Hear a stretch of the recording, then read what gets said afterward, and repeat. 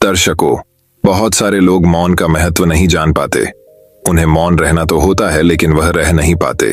शांत व्यक्ति को देख सभी लोग उसकी ही तरह बनना चाहते हैं। इसलिए आज की कहानी हमें शांत कैसे रहना है और शांत रहने के हमारे बुद्धि को फायदे क्या होते हैं, इसके बारे में है दोस्तों। कहानी की शुरुआत कुछ इस प्रकार होती है। पहली कहानी। बोलना ही हमें अपने भीतर की ओर लौटने नहीं देता। आश्रम के सभी बच्चे जब दूसरे कामों में लगे होते थे तो एक बच्चा एक कोने में बैठा चुपचाप अपने आप में खोया रहता था। वो अक्सर किसी से ज्यादा बात नहीं करता था। आश्रम की सभी जिम्मेदारियां पूरी करने के बाद जहां सभी बच्चे पूरे दिन की घटनाओं की चर्चा करने लगते हैं, वहीं पर वो शांत रहने वाला बच्चा एक बरगद के पेड़ के नीचे बैठकर ध्यान करने लगता। सभी बच्चों को आश्चर्य होता था क्योंकि उसका कोई दोस्त नहीं था। वो अवसर आश्रम में अकेला ही घूमता रहता था। ये देखकर उसके गुरु को बड़ी प्रसन्नता होती थी। उसे लगता था कि कोई तो है आश्रम में जो मौन यानी कि चुप रहने की ताकत को समझता है, उसके महत्व को समझता है। आश्रम के बारे में जब भी कोई जरूरी निर्णय लेना होता उसकी राय जरूर लिया करते थे। लेकिन यही बात गुरुजी के एक दूसरे शिष्य को बड़ी खटकती थी, क्योंकि वो गुरुजी का प्रिय शिष्य बनना चाहता था। इसीलिए वो गुरुजी के सामने दूसरे बच्चों के कामों में कुछ न कुछ कमियां निकालता रहता था, जिससे गुरुजी उसे महान समझने लग जाए। अक्सर वो अपनी जिम्मेदारियां पूरी तरह से निभाने का दिखावा भी करता, चाहे उससे कोई सलाह ना भी मांगे, लेकिन फिर भी वो उन्हें अपनी सलाह देता रहता था। वो बहुत ही बातूनी शिष्य था और आश्रम के दूसरे सभी बच्चों में बहुत प्रसिद्ध भी था, क्योंकि वो सबसे हंसी मजाक करता रहता था, उनसे दिन भर बातें करता रहता था। इसीलिए उसकी सबसे दोस्ती हो गई थी। लेकिन जब आश्रम के गुरु उसकी राय ना लेकर दूसरे बच्चे की राय लेते थे तो ये बात उसे बड़ी खटकती थी। उसे ये लगता था कि वो उस दूसरे बच्चे से ज्यादा बुद्धिमान है, लेकिन गुरुजी फिर भी उसकी तरफदारी करते हैं। ऐसा नहीं था कि गुरुजी को बातूनी शिष्य के स्वभाव के बारे में पता नहीं था, लेकिन गुरुजी उसे अपने तरीके से सीख देना चाहते थे, ताकि उसकी ज्यादा बोलने की आदत, दिखावा करने की आदत, दूसरों में कमियां निकालने की आदत हमेशा हमेशा के लिए खत्म हो जाए और वो मौन रहकर ध्यान की गहराइयों को छुपाए। असल में हर सच्चे गुरु की यही इच्छा होती है। वो किसी तरीके से उस बातूनी शिष्य को एहसास कराना चाहते थे कि चुप रहने से ही उसे असीम सत्य को जाना जा सकता है। उस विराट का एहसास चुप होकर ही किया जा सकता है। एक दिन गुरुजी को एक तरीका सूझा। उन्होंने आश्रम के सभी बच्चों को अपने पास बुलाया और कहा कि मैं तुम सभी को दो दो हिस्सों में बांटकर अलग अलग गांवों में भिक्षा मांगने के लिए भेज रहा हूं, और जो भी दो बच्चे सबसे ज्यादा भिक्षा मांगकर लाएंगे उन दोनों को आश्रम की सभी जिम्मेदारियां निभाने का मौका दिया जाएगा। अपनी बात जारी रखते हुए गुरुजी ने बताया कि भिक्षा मांगने से हमारा अहंकार खत्म होता है, इसीलिए हर शिष्य पूरे मन से भिक्षा मांगे। कोई भी इस काम को औपचारिकता में ना ले, वरना तो वो अपने जीवन का बहुत बड़ा ज्ञान खो देंगे। आश्रम के गुरुजी ने जानबूझकर बातूनी शिष्य और चुप रहने वाले शिष्य की जोड़ी बना दी। बातूनी शिष्य के मन में सिर्फ एक ही बात चल रही थी कि इस बार उसे मौका मिला है और इस बार वो गुरुजी को दिखा देगा कि वो चुप रहने वाले शिष्य से कितना ज्यादा प्रतिभावान है। दोनों शिष्यों ने आपस में अपनी सहमति से निर्णय लिया कि दोनों गांव के अलग अलग जगह से भिक्षा मांगना शुरू करेंगे, ताकि भिक्षा मांगने का काम जल्दी खत्म किया जा सके। चुप रहने वाला शिष्य हर द्वार पर जाकर अपने हाथ जोड़कर अपना भिक्षा का पात्र उनके सामने कर देता। उसके चेहरे पर एक सादगी और उसकी आंखों में एक एकांत होता था, जिससे भिक्षा देने वाले उसे भिक्षा देकर अपने आप को अनुग्रहित समझते थे। वहीं पर दूसरा बातूनी शिष्य हर द्वार पर जाकर उनको कुछ न कुछ ज्ञान देने लगता था, जिससे ज्यादातर लोग उसे बिना भिक्षा दिए ही लौटा देते थे।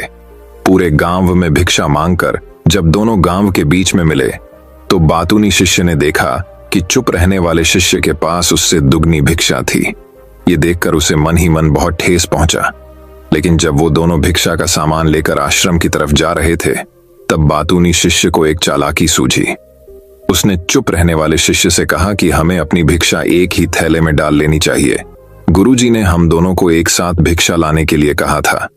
चुप रहने वाले शिष्य ने बिना कुछ बोले अपनी सारी भिक्षा उसके थैले में डाल दी। बातूनी शिष्य मन ही मन बहुत खुश हो रहा था कि अब गुरुजी को यह पता नहीं चलेगा कि ज्यादा भिक्षा हम में से किसने मांगी। उसे लग रहा था कि गुरुजी मुझे इससे कम प्रतिभावान समझेंगे, इसीलिए उसने ये तरकीब लगाई। सभी शिष्यों के आने के बाद संध्या के समय जब सभी की भिक्षा तो ली गई, तो इन दोनों शिष्यों की भिक्षा सबसे ज्यादा निकली। गुरुजी ने इन दोनों का अभिवादन करते हुए आश्रम के सभी बच्चों के सामने उनकी पीठ थपथपाते हुए उन्हें मुबारकबाद दी और कहा कि मैं आश्रम का कार्यभार तुम दोनों को नहीं सौंप सकता। इससे आपसी मतभेद होने का खतरा रहता है। इसीलिए तुम दोनों में से जो ज्यादा भिक्षा लेकर आया है, आश्रम की जिम्मेदारी उसे ही सौंपी जाएगी। जब उन्होंने उनसे पूछा कि तुम में से ज्यादा भिक्षा कौन मांग कर लाया था, तो बातूनी शिष्य ने कहा कि गुरुजी में इससे दुगनी भिक्षा मांग कर लाया था, लेकिन मुझसे गलती हो गई कि मैंने वो दोनों भिक्षा एक ही थैले में डाल ली। मुझे नहीं पता था कि आप ऐसा निर्णय लेने वाले हैं, वरना तुम्हें अपनी भिक्षा का थैला अलग ही रखता। इस पर गुरुजी ने चुप रहने वाली शिष्य से पूछा कि क्या तुम इसके बात से सहमत हो? क्या तुम इससे कम भिक्षा लेकर आए थे? ये सुनकर चुप रहने वाले शिष्य ने कहा कि गुरुजी, मेरे पास ऐसा कोई साधन नहीं है जिससे मैं ये साबित कर पाऊं कि मैं इससे ज्यादा भिक्षा लेकर आया था। असल में ये उल्टा बोल रहा है। दुगनी भिक्षा में लेकर आया था, ये मुझसे आधी भिक्षा लेकर आया था और इसी ने ही मुझसे भिक्षा एक थैले में डालने की बात कही थी। आश्रम से कुछ दूरी पर एक पहाड़ी थी जिसके पीछे सूरज अभी अभी संध्या के समय ढल रहा था। गुरुजी को तो पता था कि सच कौन बोल रहा है, लेकिन बाकी बच्चों के सामने सच साबित करने के लिए उन्होंने उन दोनों से एक सवाल पूछा कि पीछे पहाड़ी पर तुम्हें क्या दिखाई दे रहा है? यह सुनकर वाचाल शिष्य झट से बोल पड़ा कि गुरुजी, पहाड़ी के पीछे सूरज अपना रंग बिखेर रहा है, आसमान में लालिमा छाई हुई है, ये बहुत ही सुंदर दृश्य है। वो तो और भी बहुत कुछ कहना चाहता था, लेकिन गुरुजी ने उसे चुप करते हुए दूसरे शिष्य से जवाब जानने के लिए जब उसकी तरफ देखा तो उसकी आंखों में आंसू भरे हुए थे। श्रद्धा, भक्ति और प्रेम से उसकी आंखें भर आई थीं। गुरुजी को उससे पूछने की जरूरत ही नहीं पड़ी। गुरुजी ने सभी बच्चों को संबोधित करते हुए कहा कि मैंने सवाल किया था कि पहाड़ी के पीछे तुम्हें क्या दिखाई दे रहा है। ज्यादातर लोगों को यही दिखाई देगा कि एक बहुत सुंदर दृश्य है, लेकिन मजे की बात यह है कि इस सुंदरता बोलकर नहीं बताई जा सकती, उसे महसूस किया जा सकता है और सामने वाला उस सुंदरता को आपकी आंखों में देख पाता है। चुप रहने वाले शिष्य की तरफ इशारा करते हुए गुरुजी ने कहा कि असल में सुंदरता इसी बच्चे ने देखी है। दूसरे बच्चे ने सिर्फ सुंदरता की उपव्याख्या की है, लेकिन इसने वास्तविकता में उस सुंदरता को महसूस किया है। अपने आप को ऊंचा दिखाने की सभी कोशिशें नाकाम होती। देख, वाचाल शिष्य वहीं पर फूट फूट कर रोने लगा। उसको चुप कराते हुए गुरुजी ने कहा कि बेटा, मुझे पहले से पता था कि तुम झूठ बोल रहे हो, लेकिन मैं तुम्हें उस झूठ का एहसास कराना चाहता था। सभी बच्चों को संबोधित करते हुए गुरुजी ने बताया कि शब्द जाल की तरह होते हैं। हमारे ज्यादा बोलने की वजह से बहुत सारी समस्याएं पैदा होती है। जब कोई आदमी एक बात को बढ़ा चढ़ाकर बोल देता है तो उसे सिद्ध करने के लिए वो शब्दों के जाल में फंसता चला जाता है और इसी वजह से अंतर्मुखी होने की बजाय वो बहिर्मुखी होता चला जाता है। वहीं पर जिस भी व्यक्ति को अपनी अंतर यात्रा करनी होती है, उसे सबसे पहले चुप रहना सीखना होता है। जरूरत से ज्यादा बोलना या फिर हर वक्त बोलते ही रहना, ये सब हमारी अंतर यात्रा में बाधा बन जाती है। जब आप चुप रहने का अभ्यास करते हैं तो आप अपने साथ वक्त बिताने लगते हैं, जिससे कि आप अपने एकांत को जान पाते हैं। और एक बार अगर मन में एकांत स्थापित हो जाए तो आपकी आंखों में, आपके चेहरे पर वो सादगी, वो एकांत, वो स्पष्टता की झलक, सब कुछ सामने नजर आने लगता है। कुछ साबित करने को नहीं रह जाता, कुछ बताने को नहीं रह जाता, सब कुछ आंखों में देखा जा सकता है। चुप रहने वाले शिष्य की तरफ इशारा करते हुए गुरुजी ने कहा कि अभी जो दृश्य है इस बच्चे ने देखा, वो ज्यादा बोलने वाला आदमी कभी नहीं देख पाएगा। वो अपनी बुद्धि से तर्क वितर्क करता रहेगा कि उसे क्या क्या दिखाई दे रहा है, लेकिन उसमें से यो महसूस कुछ भी नहीं कर पाएगा। उसे दिखाई दे जाएंगे पहाड़, सूरज या फिर उसकी लालिमा, लेकिन उस सुंदरता को, उस विराट को, उस अद्वैत को वो कभी नहीं देख पाएगा। अगर चुप रहने की कला सीखनी है तो तुम्हें सबसे पहले एक बात ध्यान रखनी होगी कि तुम्हें किसी को भी प्रभावित करने की कोशिश नहीं करनी है। ज्यादातर लोग इसी वजह से ज्यादा बोलते हैं क्योंकि वो दूसरों को प्रभावित करना चाहते हैं, अपने आप को साबित करना चाहते हैं, और उस साबित करने के चक्कर में वो शब्दों के जाल में फंसते चले जाते हैं और धीरे धीरे वही उनकी आदत बन जाती है। अगर कोई व्यक्ति दूसरों को प्रभावित करना चाहता है तो वो कितने लोगों को प्रभावित कर पाएगा, उसकी ये भूख बढ़ती जाएगी। और वहीं संसार में सभी को कभी भी प्रभावित नहीं कर पाएगा। इसलिए यह समझने की बात होती है कि बहिर्मुखी होने की बजाय हम अंतर्मुखी होकर अपने आप को समझ सकते हैं। अपनी बातों को खत्म करते हुए गुरुजी ने अपना आखिरी संदेश दिया। उन्होंने बताया कि अगर कोई व्यक्ति ज्यादा समय तक चुप नहीं रह सकता तो उसे थोड़े समय से अभ्यास करना चाहिए।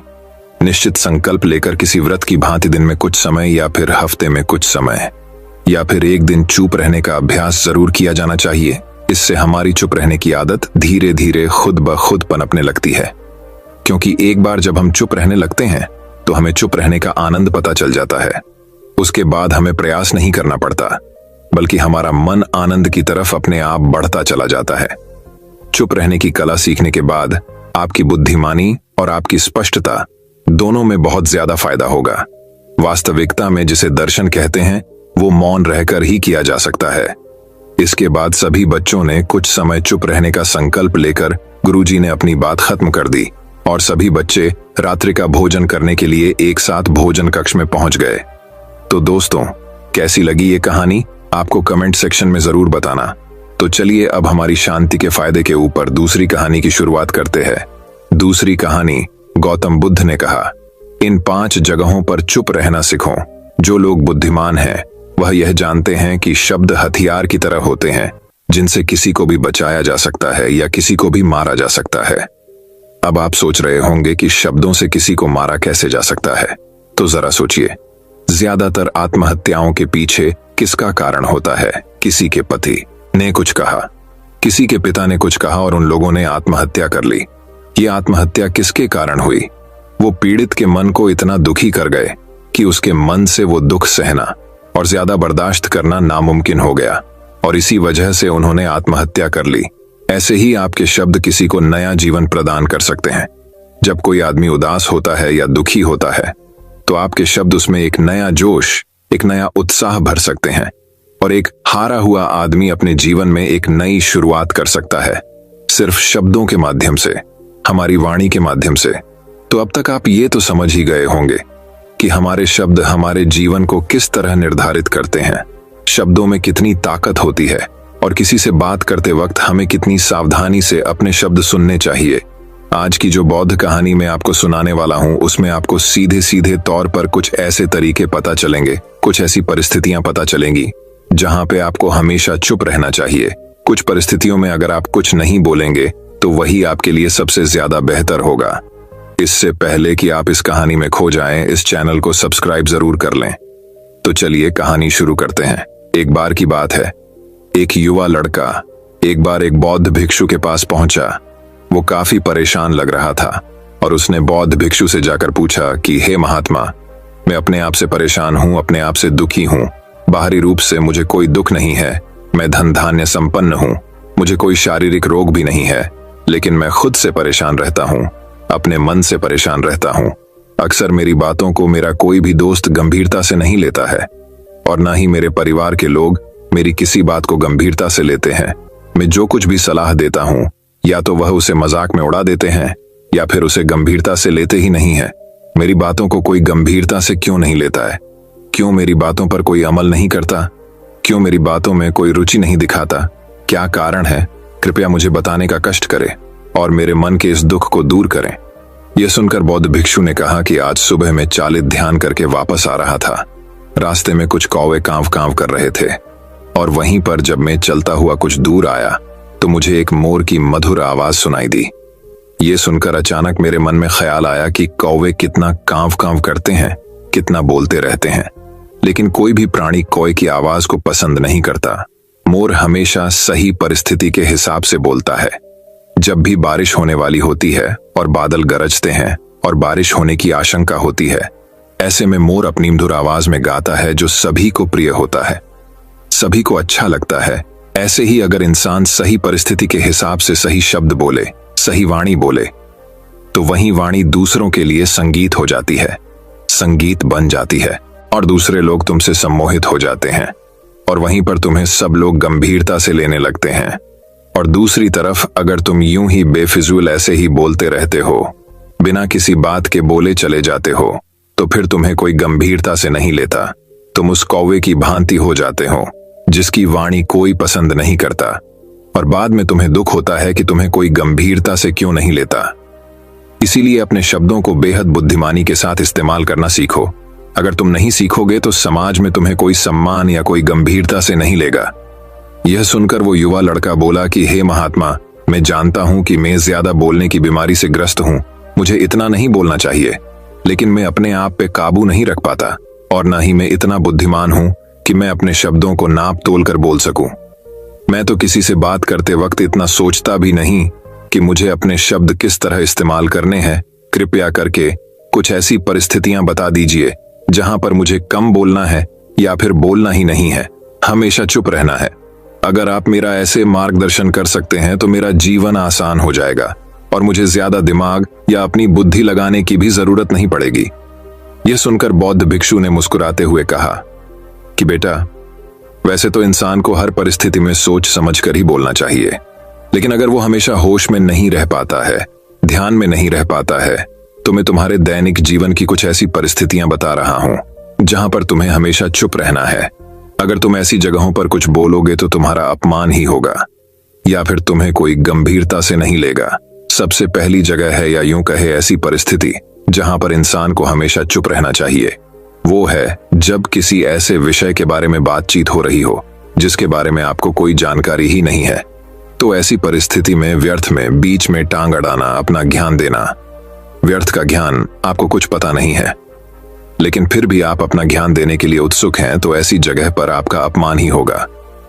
जरा तुम खुद सोचो, जब कोई बीमार आदमी अपनी बीमारी के बारे में चर्चा कर रहा हो और आपको उस बीमारी के बारे में कोई भी ज्ञान नहीं है, लेकिन फिर भी आप व्यर्थ में, बेकार में उसे ऐसी ऐसी औषधियां बता रहे हैं जिनका उसकी बीमारी से कोई तालमेल ही नहीं है, तो ऐसे में आप अपनी प्रतिष्ठा अपने हाथों से खो रहे होते हैं और आपको पता ही नहीं होता। ऐसी परिस्थिति में आदमी को हमेशा सुनना चाहिए।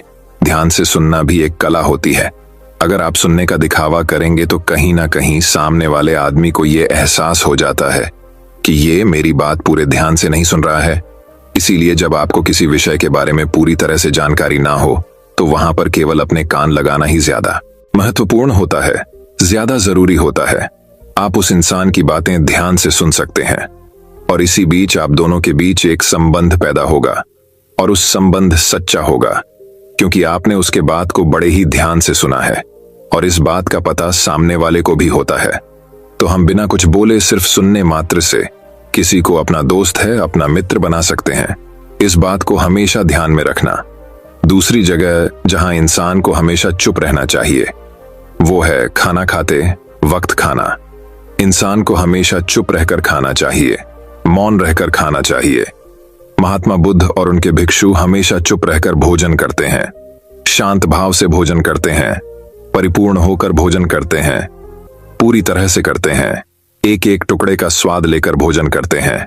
और ऐसा भोजन जब आपके शरीर में पहुंचता है तो वो आपके अंग अंग तक ऊर्जा पहुंचाता है। अक्सर हम भोजन करते वक्त कुछ ना कुछ बोलते रहते हैं, कुछ ना कुछ सुनते रहते हैं, लेकिन मौन रहकर पूरा स्वाद लेकर उस भोजन को कभी नहीं करते। हम उस भोजन को करते वक्त आधे अधूरे ही रहते हैं और इसीलिए हमारा शरीर रोगों से ग्रस्त हो जाता है।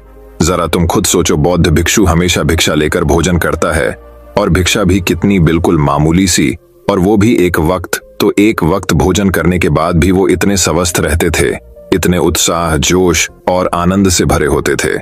और हम तो इतना खाना खाते हैं, इतनी सारी भोजन की सामग्री हमारे लिए उपलब्ध होती है, लेकिन हमारे शरीर में कोई ऊर्जा नहीं होती। इसका सबसे बड़ा कारण होता है कि हम अपना भोजन होश में नहीं करते हैं, परिपूर्ण होकर नहीं करते हैं, मौन रहकर नहीं करते हैं। इसीलिए अपना भोजन हमेशा मौन रहकर ही करो। तीसरी जगह जहां पर अगर आपने चुप रहना सीख लिया तो इसका मतलब यह है कि आपने अपने ऊपर विजय हासिल कर ली। जी हाँ, गुस्से में शांत रहना या चुप रहना इतना आसान नहीं होता है। अक्सर हम गुस्से से भरकर कुछ ऐसे शब्द या अपशब्द बोल जाते हैं जिसका पछतावा हमें हमेशा रहता है, लेकिन जुबान से निकला हुआ शब्द वापस नहीं हो सकता, उस शब्द को मिटाया भी नहीं जा सकता। अब वो जिंदगी भर हमारे दामन से जुड़ चुका है और वो गुस्से में बोला गया। अब शब्द हमारे मन को समय समय पर बेचैन करता रहता है, दुखी करता रहता है, लेकिन गुस्से के वक्त चुप रहना सीखना भी एक बहुत बड़ी कला होती है। गुस्से में आदमी का अपने ऊपर काबू कहाँ रहता है, अपनी इंद्रियों को वश में कहाँ रख पाता है। इसीलिए इस कला को आप तभी सीख सकते हैं जब आप गुस्सा भी होश में रहकर कर पाए। जब भी आपको गुस्सा आए, आपके दिमाग में सिर्फ एक ही बात आए कि मुझे चुप रहना है, मुझे किसी से कुछ गाली गलौच नहीं करना, किसी को कोई अपशब्द नहीं बोलना। और जब ये विचार गुस्से के साथ जुड़ जाता है और धीरे धीरे ये आदत बन जाता है, तो आप अपने गुस्से को भी काबू में करना सीख जाते हैं। जब भी कभी गुस्सा आए तो किसी को कुछ बोलने की बजाय कुछ शारीरिक व्यायाम करना शुरू कर दो। उछलना, भागना, दौड़ना, जिम करना, कुछ भी आप ऐसा व्यायाम कर सकते हो जिसमें आपका शरीर थक जाए। आप पाएंगे कि जब आपका शरीर थक जाता है तो आपका मन भी शांत हो जाता है। आपने उस गुस्से की ऊर्जा को एक सकारात्मक रूप दे दिया। और यही बुद्धिमान व्यक्ति की पहचान होती है, जो दूसरों के तानों से भी अपना घर बना लेता है, अपनी कामयाबी के रास्ते निकाल लेता है। वही सच में बुद्धिमान आदमी है, जो जहर को भी दवा बनाकर इस्तेमाल करना सीख जाए। वही असली बुद्धिमान होता है। चौथी जगह, जहां आप चुप रहेंगे तो आपके लिए वही सबसे ज्यादा बेहतर होगा, वही आपको सम्मान दिलाएगा। चौथी जगह है जब चार लोग आपस में बैठकर बातें कर रहे हो, कोई बैठक कर रहे हो, तो वहां पर जब चार लोग बात कर रहे होते हैं तो चारों लोग एक साथ तो बात कर नहीं सकते। एक बार में एक व्यक्ति बोलेगा और तीन सुनेंगे, तभी वो बैठक कामयाब हो पाएगी, तभी वो चर्चा सही रूप में आगे बढ़ पाएगी। लेकिन अगर कोई आदमी ऐसा बैठा हुआ है जो बीच में ही दूसरे की बात काटकर अपनी बात को ऊपर रखना चाहता है, तो ऐसे में वो चर्चा या वो बैठक आपको कहीं नहीं पहुंचाएगी और चारों लोगों के बीच आप सबसे मूर्ख कहलाओगे। अगर आपको अपनी बात कहनी है तो सामने वाले को अपनी बात पूरा करने दो, उसके बाद अपने विचार रखो। यही एक भद्र पुरुष या फिर कहीं अच्छे आदमी की पहचान होती है। और आखिरी जगह, अगर हमारे माता पिता हमें कुछ कह देते हैं, हमारे बड़े बुजुर्ग हमें किसी बात पर डांट देते हैं या हमें थप्पड़ भी मार देते हैं, तो ऐसी जगहों पे आपका चुप रहना ही उनके प्रति सम्मान दिखाएगा, उनके प्रति आदर का भाव व्यक्त होगा। अगर आप उनके सामने उनका विरोध कर देते हैं, उनका प्रतिरोध कर देते हैं, तो वो गुस्सा तो थोड़ी देर बाद शांत हो जाएगा, लेकिन वो कही गई बात, वो विरोध किया हुआ शब्द या फिर कुछ भी उल्टा सीधा हमेशा आपके मन को सताएगा। और आपके माता पिता को हमेशा यही लगेगा कि आज ये हमारी इज्जत नहीं करता, आज ही हमारी बात नहीं मानता, क्योंकि ये कमाने लग गया है, ये बड़ा आदमी बन गया है। ऐसी ऐसी बातें उठेंगी, ऐसे ऐसे तंज कसे जाएंगे। इसीलिए ऐसी जगह पे आप मौन रही हैं, चुप रहिए, कुछ मत बोलिए। अपने गुस्से को अपने अंदर ही पी लीजिए, कुछ व्यायाम कर लीजिए, भाग लीजिए, दौड़ लीजिए, आपका मन अपने आप शांत हो जाएगा। आखिर में बौद्ध भिक्षु ने अपनी बात को खत्म करते हुए कहा कि कम शब्दों में अपनी भावनाओं को उतारना सीखो। शब्द हथियार की तरह होते हैं। बोलो तो होश में बोलो, ध्यान में बोलो। जीवन शैली ऐसी बना लो कि आप जब भी बोलो पूरे होश में रहकर बोलो, पूरे आनंद के साथ बोलो, पूरे प्रेम के साथ बोलो। ऐसी वाणी बोलो जो दूसरे के दिल को ठंडक पहुंचाती हो, दूसरे के मन को भी शांत कर देती हो। और वो तभी संभव है जब आप प्रतिपल होश में रहकर बोले। इसके बाद वो युवा लड़का बौद्ध भिक्षु के सामने नतमस्तक हो गया और उनको प्रणाम करते हुए अपने घर वापस लौट गया। दोस्तों, मैं उम्मीद करता हूं कि यह कहानी सुनने से आपके जीवन में अच्छे बदलाव आए होंगे। दर्शकों, बहुत सारे लोग मौन का महत्व नहीं जान पाते। उन्हें मौन रहना तो होता है, लेकिन वह रह नहीं पाते। शांत व्यक्ति को देख सभी लोग उसकी ही तरह बनना चाहते हैं। इसलिए आज की कहानी हमें शांत कैसे रहना है और शांत रहने के हमारे बुद्धि को फायदे क्या होते हैं, इसके बारे में है। दोस्तों, कहानी की शुरुआत कुछ इस प्रकार होती है। पहली कहानी, बोलना ही हमें अपने भीतर की ओर लौटने नहीं देता। आश्रम के सभी बच्चे जब दूसरे कामों में लगे होते थे तो एक बच्चा एक कोने में बैठा चुपचाप अपने आप में खोया रहता था। वो अक्सर किसी से ज्यादा बात नहीं करता था।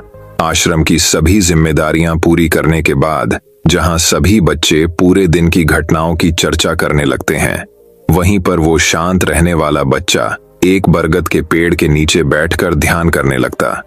सभी बच्चों को आश्चर्य होता था क्योंकि उसका कोई दोस्त नहीं था। वो अवसर आश्रम में अकेला ही घूमता रहता था। ये देखकर उसके गुरु को बड़ी प्रसन्नता होती थी। उसे लगता था कि कोई तो है आश्रम में जो मौन यानी कि चुप रहने की ताकत को समझता है, उसके महत्व को समझता है। आश्रम के बारे में जब भी कोई जरूरी निर्णय लेना होता उसकी राय जरूर लिया करते थे। लेकिन यही बात गुरुजी के एक दूसरे शिष्य को बड़ी खटकती थी, क्योंकि वो गुरुजी का प्रिय शिष्य बनना चाहता था। इसीलिए वो गुरुजी के सामने दूसरे बच्चों के कामों में कुछ न कुछ कमियां निकालता रहता था। जिससे गुरुजी उसे महान समझने लग जाए। अक्सर वो अपनी जिम्मेदारियां पूरी तरह से निभाने का दिखावा भी करता, चाहे उससे कोई सलाह ना भी मांगे, लेकिन फिर भी वो उन्हें अपनी सलाह देता रहता था। वो बहुत ही बातूनी शिष्य था और आश्रम के दूसरे सभी बच्चों में बहुत प्रसिद्ध भी था, क्योंकि वो सबसे हंसी मजाक करता रहता